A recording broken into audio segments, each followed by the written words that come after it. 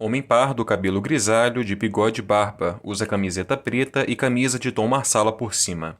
Está numa sala branca, enquadramento do busto para cima. Olá, boa noite a todos, todas. Meu nome é Rodrigo Leal e eu fui convidado pela organização do evento para poder compartilhar um pouco sobre esse tema, tradução para Libras, que é uma prática que eu tenho me dedicado nos últimos anos, né, na minha função profissional. Em primeiro lugar, eu queria parabenizar a comissão organizadora por trazer esse evento a todos nós, mesmo num momento tão delicado que está todo mundo vivendo. E é um espaço onde a gente pode ainda, mesmo à distância, conversar, pensar, refletir sobre teoria, sobre prática. E queria também agradecer pelo convite. Eu me sinto muito honrado em participar do evento e poder também compartilhar um pouquinho do que eu aprendi ao longo da minha trajetória profissional acadêmica. Título: Recebi um texto para traduzir e agora? Para começo de conversa, eu acho importante para você que está me assistindo, acho que é importante que você saiba o lugar de onde eu falo, né? Então, eu acho importante me apresentar. Apresentação pessoal à esquerda, logotipo da Via Libras.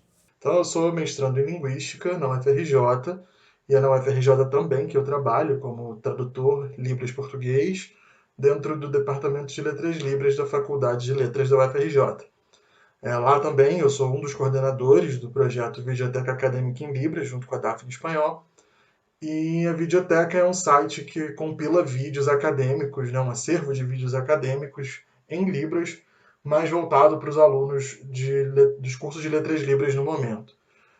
Mas é um site que tem acesso público, então qualquer pessoa que tiver interesse pode entrar para acessar e assistir os vídeos, enfim. Bom, qual seria o objetivo dessa minha fala hoje, né? Então eu pretendo aqui trazer para vocês algumas formas possíveis de produzir um texto traduzido para Libras, registrado no suporte vídeo, mas eu quero trazer algo mais aplicado, né, mais prático e talvez um pouco menos teórico. A gente pode notar que a cada dia as demandas de tradução têm aumentado, né? E ainda assim é possível a gente encontrar alguns profissionais que ainda não sabem muito bem como que na prática faz uma tradução para Libras, né? Quando eu comecei a trabalhar com tradução, na época, no ano de 2016 mais ou menos, existiam poucos textos acessíveis em português que atendessem a expectativa nossa lá da UFRJ, é, que contemplasse tudo o que a gente precisava para começar a fazer tradução. Então, muito do que a gente fez, Daphne e eu juntos, né, que foi como a gente começou, né, junto lá na UFRJ, foi arregaçando manga, foi muito na marra. Então, a gente aprendeu muita coisa também. Eu tentei compilar de uma maneira, como eu falei, mais aplicada, mais prática para trazer aqui para vocês hoje. Mas não dá para ignorar a teoria por completo, né? Então se a gente vai falar sobre tradução, a gente precisa pelo menos estar na mesma página, né? O que, que eu estou chamando de tradução? E a gente entra nessa seara dessa divisão didática entre tradução e interpretação. Qual seria essa diferença, né, entre esses dois conceitos? É, é muito comum ainda hoje os termos tradução e interpretação serem utilizados como se fossem sinônimos. Ou usados até mesmo, a gente vê muito isso na nossa profissão, inclusive, na área de Libras, de usar os dois termos juntos, como se fosse uma coisa só, sem discriminar o que é o que. Então, o ponto é que os processos são semelhantes, de fato, não dá para negar isso, mas existem algumas características que vão diferenciar um processo do outro. E aí, Paulo Honen, na versão de 2002, o livro dele, Escola de Tradutores, vai caracterizar a interpretação de uma maneira interessante. Ele vai usar o termo improviso, improvisação. Ou seja, ele vai dizer que a interpretação é um processo que ele é feito a partir dos recursos que o profissional vai ter ali no momento de atuação da atividade dele lá. Então, vai ser algo que vai ser construído ao vivo. Se a gente pensar um pouco nessa ideia de improviso, né, e trazer para essa proposta teatral, que existe essas peças de improviso e essas peças que não são de improviso, a gente pode fazer uma analogia, né? Ambas são peças teatrais, é, são realizadas por um elenco, de alguma maneira, né? Ou uma pessoa só, ou um grupo maior de atores. Só que a de improviso ela é feita ali na hora, né? A outra peça não, ela vai ser ensaiada, já vai ter um texto pronto, então vai ter todo um ensaio para apresentar essa outra peça que não é de improviso. O improviso tem preparação, vai ter estudo, técnicas específicas para improvisação, mas a peça em si ela fica disponível na sessão em que ela acontece, né? Porque vai depender de uma série de fatores que vão acontecer ali naquele momento, naquela hora. Então você, mesmo que você assista duas sessões de improviso no mesmo dia, as peças vão ser diferentes. A peça não improvisada não vai ter isso, né? Então, em certa medida, essa analogia remete um pouco a essa ideia de interpretação, que é improvisado, e tradução, que é algo que não é improvisado. Daqui a pouco a gente vai falar um pouquinho melhor sobre tradução. Um outro autor, o Franz Porhacker, ele vai definir a interpretação como um tipo de tradução em que o enunciado, ou seja, esse texto-alvo, ele vai ser apresentado uma única vez, com base na apresentação de uma língua-fonte, né, em uma língua-fonte, que também vai ser apresentado uma única vez. Ou seja, o acesso ao texto-fonte ao vivo, ali na hora, e com uma janela muito curta de tempo, né? Então, o acesso não vai ser ao texto integralmente, assim como a produção não vai ser entregue do texto-alvo, não vai ser entregue integralmente de uma vez. E ali, nesse texto do Paul Hacker, ele vai chamar a atenção para o imediatismo do processo de interpretação, né? E vai também falar dessa questão do aqui e agora, né? Mas a gente já falou um pouco sobre tradução, sobre interpretação, mas a palestra não é sobre isso. E onde é que entra a tradução? Bom, uma das primeiras características que chamam mais atenção da tradução é a questão da previsibilidade, né? O texto-fonte ele vai estar disponível integralmente durante todo o processo, não acontece nada de inesperado naquele texto. Nada saindo do roteiro, nada, nenhuma surpresa. O intérprete, a pessoa, o profissional que vai trabalhar, no caso o tradutor, vai ter acesso àquele texto do início ao fim, disponível o tempo inteiro. Já no processo de interpretação, o texto não fica disponível 100% o tempo todo, né? O intérprete vai tendo acesso em partes, ou seja, conforme o texto vai sendo produzido, sendo gerado, ele tem acesso e também vai produzindo e gerando o texto-alvo. Outra questão também que chama muito atenção é o tempo de produção, né? O tempo de produção na tradução ele é maior do que na interpretação, porque ele tem a ver, na verdade, com o tempo do projeto. Então, esse projeto pode levar dias, pode levar semanas, pode levar meses. A interpretação já não tem essa possibilidade. Então, ela acontece numa tacada só. Ela começa e termina ali, naquele momento em que o texto está sendo produzido, né? Isso vai querer dizer, então, que o tempo para a produção do texto-alvo não é determinado pelo texto-fonte, como acontece na interpretação. E outra questão também é que se eu não produzo o texto ali, né, de forma online, se eu tenho um tempo maior para organizar, estruturar a versão final do meu texto-alvo, isso significa que eu posso voltar atrás, que eu posso me corrigir, que eu posso inserir terminologias descobertas depois do início da minha tradução, posso parar a minha tradução para começar a fazer uma pesquisa, enfim. Então a tradução me permite fazer revisões e correções de uma maneira mais ampla do que na interpretação. Eu tenho segundos na interpretação para poder fazer alguma correção ou fazer alguma revisão, e mesmo assim eu tenho que trabalhar com esse tempo e com o texto que está sendo produzido ao vivo. Isso não vai acontecer na tradução. Agora, por outro lado, o refinamento desse texto traduzido é maior, né? Então, se eu tenho o texto disponível 100% do tempo, se eu posso fazer pesquisas, revisar, corrigir, erros e omissões na tradução não vão ser esperados, né? Vão ser menos tolerados. No fim das contas, a palavra-chave para o processo é planejamento.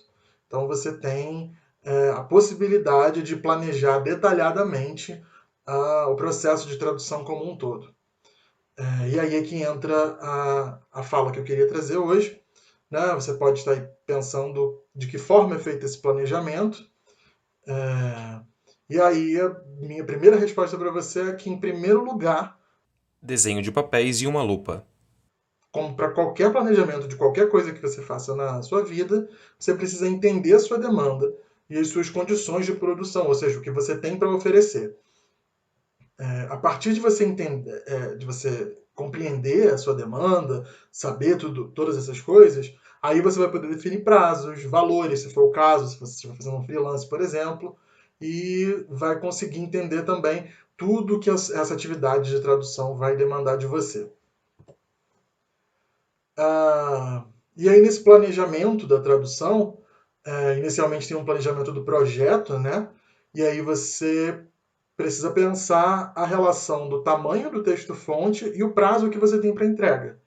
Né? Se você tem um texto muito grande, um prazo muito curto, como é que você vai dar conta disso?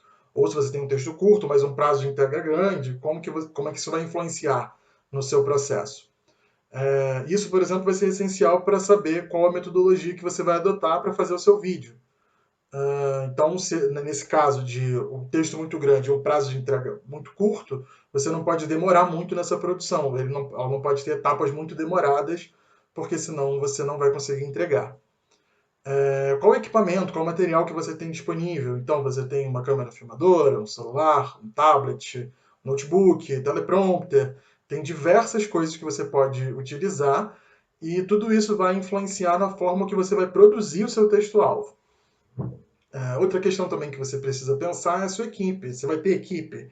Quem vai editar o vídeo para você? Vai ser você mesmo? Ou você vai terceirizar o serviço? Ou quem solicitou o serviço tem quem edite? Então, dependendo de como você escolha filmar, ele pode precisar de uma edição mais simples ou uma edição mais complexa. E pensando nisso também, como que você vai acompanhar se essa edição está de acordo com o que você planejou? Né?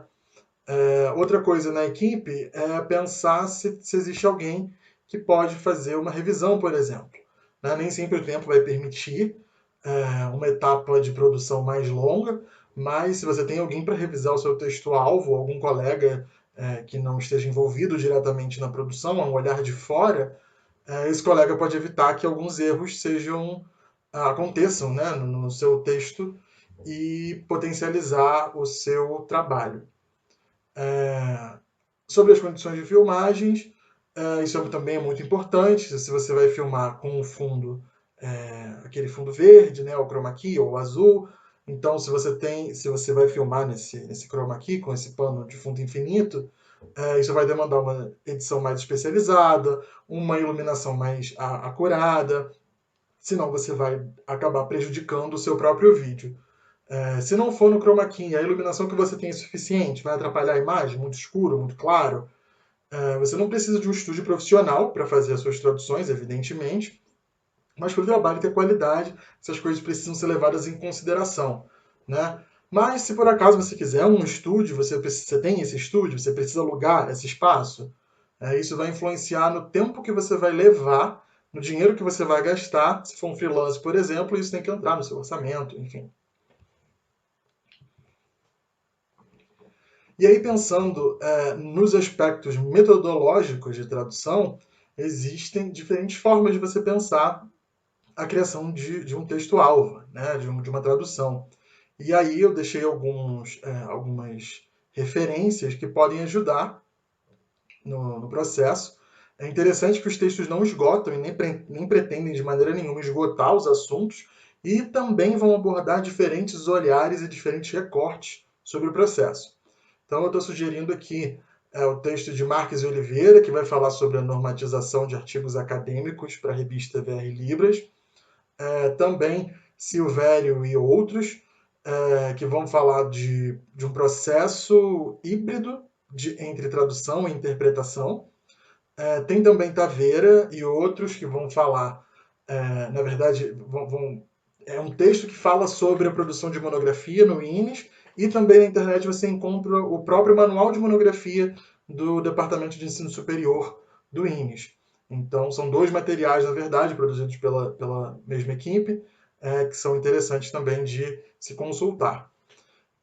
Medeiros, em 2018 também, é um estudo de caso de uma tradução de um artigo científico. Galácio e outros, que o texto vai falar sobre a produção de vídeos para o curso de pedagogia à distância do NEL, no INES. E, por fim, um texto que ainda está no prelo, que eu escrevi junto com a professora Tereza Dias Carneiro, da PUC, e a Daphne, falando sobre a metodologia que a gente adota hoje na videoteca, né, no Via Libras. E aí você pode parar e questionar. Mas não é só pegar uma câmera, colocar o texto para tocar e aí eu vou traduzindo? Olha, de fato essa é uma possibilidade, principalmente com relação àquele item que a gente falou antes, de relação do tamanho do texto e do prazo de entrega. Às vezes você vai analisar a demanda e vai dizer que não vai ser possível eu fazer de outra maneira. Então você vai escolher pegar uma câmera, colocar o texto para tocar e ir traduzindo. A questão é que a gente precisa ter consciência de que esse processo de produção dessa maneira não vai ser via tradução, vai ser via interpretação.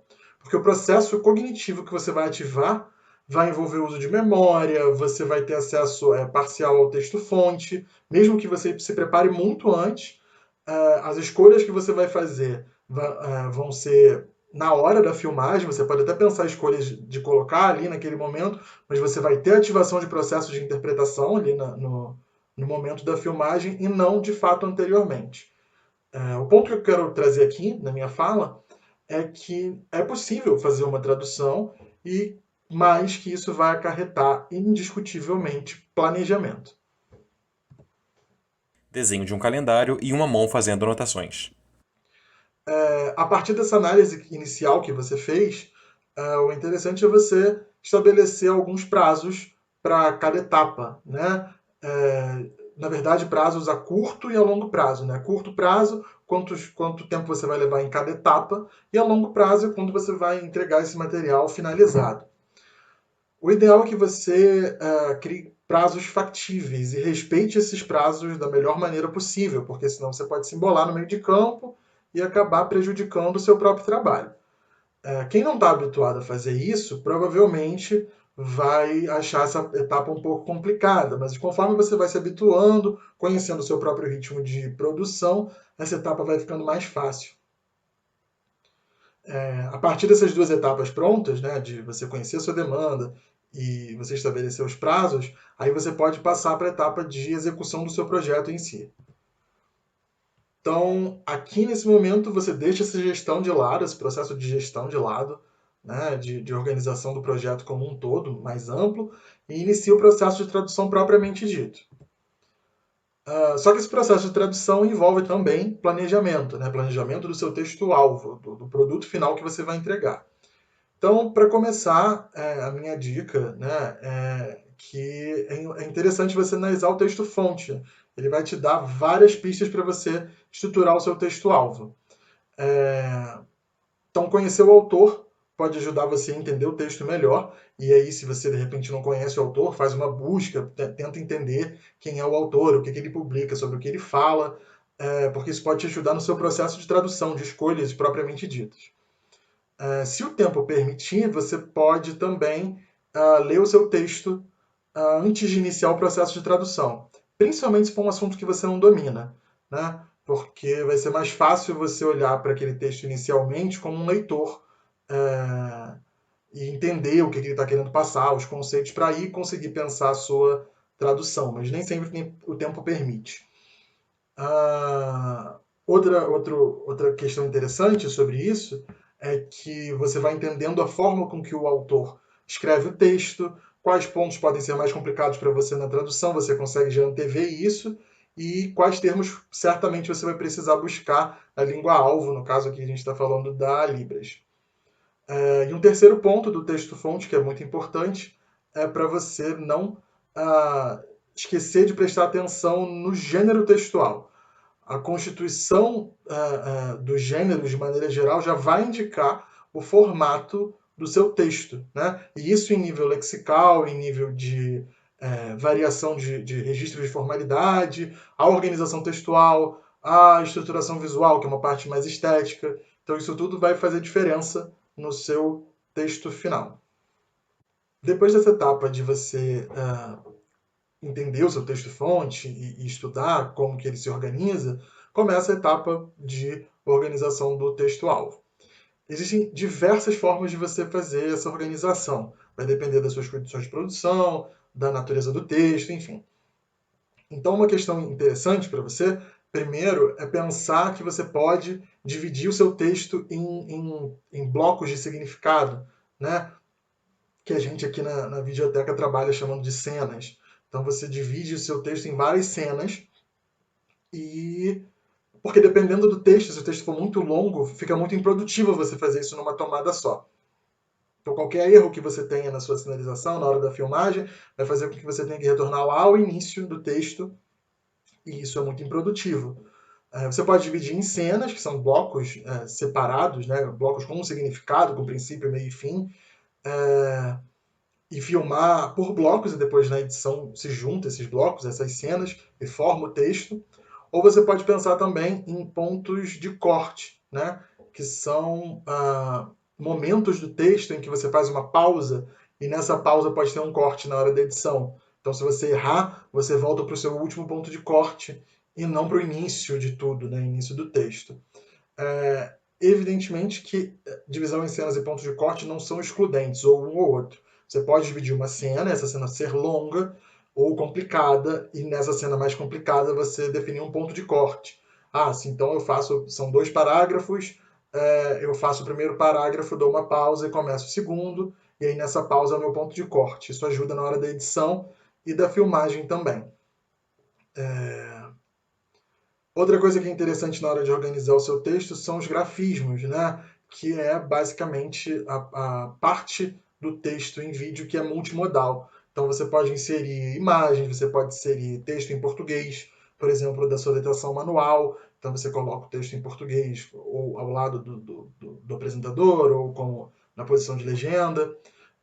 Só que isso tem que ser planejado também, né? E aí, como sugestão de leitura sobre grafismos, eu indico Krusser, um texto de 2017, e Line Kogut, de 2019. São textos que falam um pouco sobre essa construção de grafismos e inserção de grafismos em vídeos, em Libras.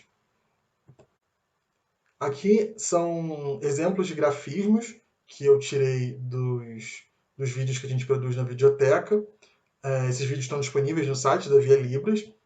E nessa imagem aqui você tem na verdade, duas figuras, né? Duas imagens. Na primeira, você tem termos em língua portuguesa ao lado da apresentadora, no caso a Daphne, e esses termos são conceitos abordados no vídeo. No caso dele, ela está falando sobre esses conceitos. Na segunda imagem, tem ali a figura de uma apostila e ela complementa a fala da apresentadora. No caso também a Daphne ali. Mas onde é que entra o planejamento nesses dois casos aqui? Nesses dois casos, vocês podem perceber que ela não está filmando no chroma key. Ela está filmando numa parede branca, né? A gente não tinha na época ainda o material que a gente tem hoje, então a gente não filmava na frente do chroma key, filmava em frente à parede branca. E ela naquele momento precisava saber onde que as palavras em português iam entrar, ou que a imagem da apostila ia aparecer, se ela ia estar à direita ou à esquerda da tela, qual o espaço de sinalização que ela ia ter, para na hora da filmagem isso já ser feito de acordo com o que estava sendo planejado, né? Porque como não foi filmado em frente ao chroma key, então esse recorte dela e tirar o fundo para movimentar ela pela tela, que é possível quando você usa o chroma key, ia ser mais trabalhoso. E aí fazer com que o trabalho demorasse mais a sair do que demorou, né? Essa segunda cartela de exemplos, elas são já com textos filmados com o chroma key. Elas também vão mostrar questões de organização estética do texto. Em seguida, você começa de fato a etapa do processo tradutório e se você já tiver estruturado, planejado, né, feito esse planejamento que eu mostrei antes, essa etapa vai ficar mais fácil, porque você vai focar só na tradução. Você não vai precisar focar em outros detalhes que podem tirar sua atenção e tornar o processo um pouco mais custoso. Você não precisa traduzir direto também para a versão final, né? Se você fizer isso já a partir do pronto, já terminei, agora eu vou pegar o texto e começar a fazer a versão final, você eventualmente vai cair no processo de interpretação. Então você pode parar, estudar seu texto, pensar em como você vai apresentar o seu texto-alvo, no sentido da forma mesmo, né, da textual. E pensando, você pode aplicar diversas estratégias de tradução, pensar sobre essas estratégias, né? Por exemplo, você pode pegar como são línguas diferentes, a estrutura de uma nem sempre vai atender a estrutura da outra, né? Então você pode modificar a ordem de oração, você pode fazer equivalências ou diversos outros procedimentos técnicos que existem por aí, documentados, e aplicar eles no seu texto. Você também vai poder fazer um rascunho do seu texto-alvo, se você quiser, e esse rascunho vai servir para não ser a versão final e você ter guardado ali de alguma maneira o que você planejou fazer, porque senão você acaba esquecendo e confiando na memória, né?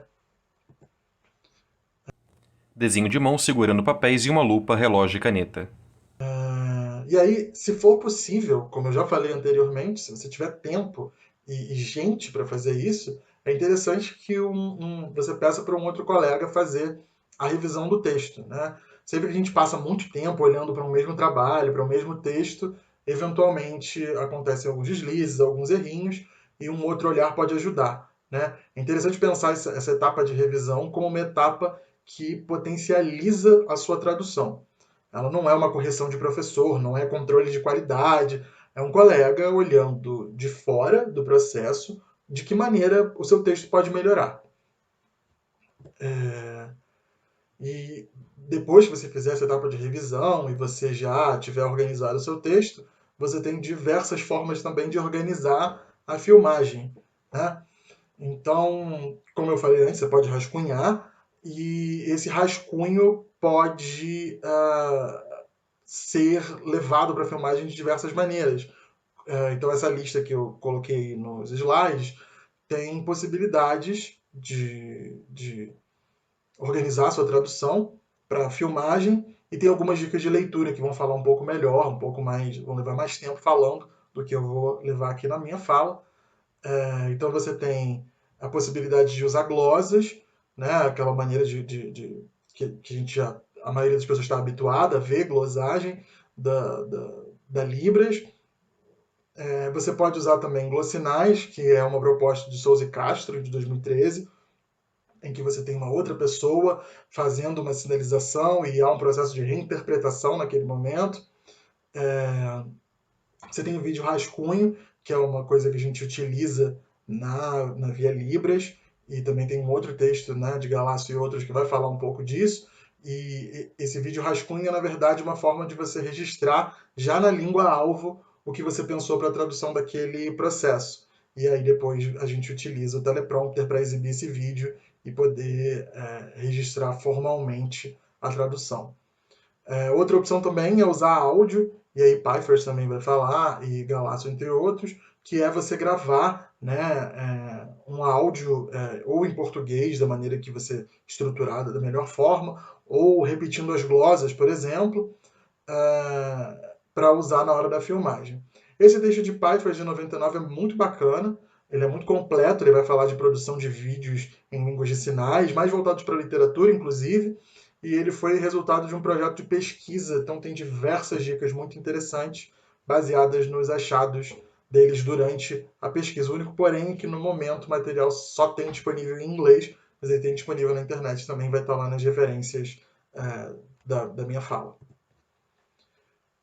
Imagem de uma câmera em primeiro plano filmando uma mulher com imagem desfocada.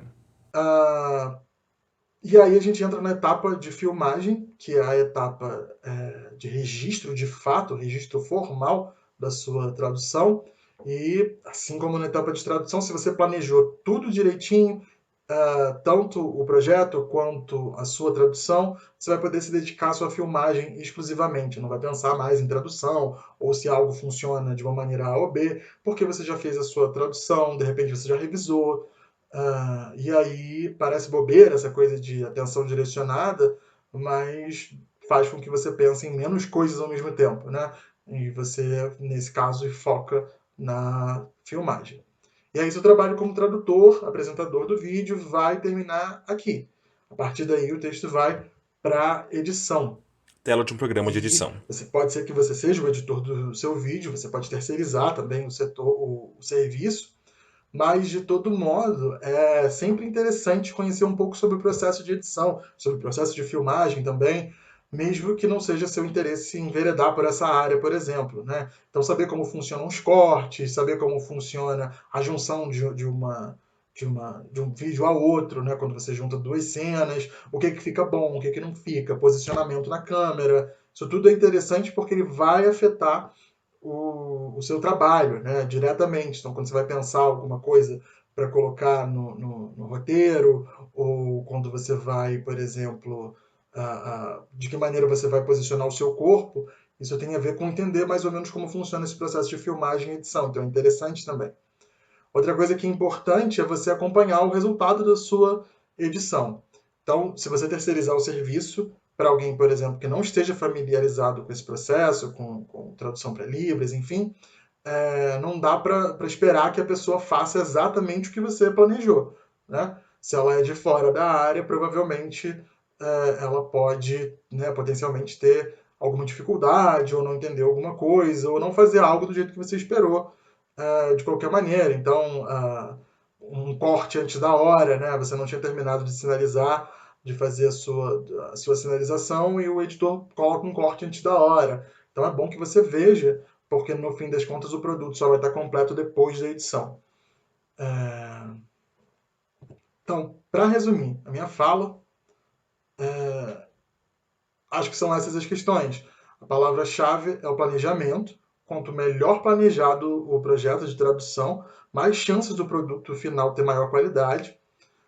Você precisa entender a sua demanda, qual o tamanho do texto, qual o prazo para entrega, quais equipamentos você tem disponíveis, quem vai fazer a edição, e isso tudo antes de iniciar para você ter uma visão geral do seu projeto. A partir disso, você define a sua metodologia de trabalho, e aí, a partir dessa definição, você vai já ter orientado os passos e as decisões que você vai tomar ao longo do processo, e você precisa organizar passo a passo, né, todas as etapas e criar prazos para elas e procurar, principalmente, não furar esses prazos. Né? Dessa maneira você tem um projeto bem organizado e a possibilidade de um texto sair com maior qualidade do que feito de qualquer maneira ali na hora, né, improvisando. E aí tem as referências bibliográficas, eu vou dar um tempo para quem quiser tirar um print de repente. Vai ter um outro slide agora, quem tirou print se prepara para tirar de novo. E era isso que eu tinha para compartilhar com vocês. Se alguém tiver alguma pergunta, alguma dúvida, eu vou estar disponível para responder da melhor forma que eu puder. Eu aproveito, inclusive, para convidar você a acessar o site da Via Libras. O acesso ao site, como eu falei, ao site e aos vídeos é público, não precisa ser aluno da UFRJ. E é isso, um forte abraço a todos e até já. Texto em destaque, obrigado. Contatos, rodrigoleal@letras.ufrj.br. Site www.vialibras.letras.ufrj.br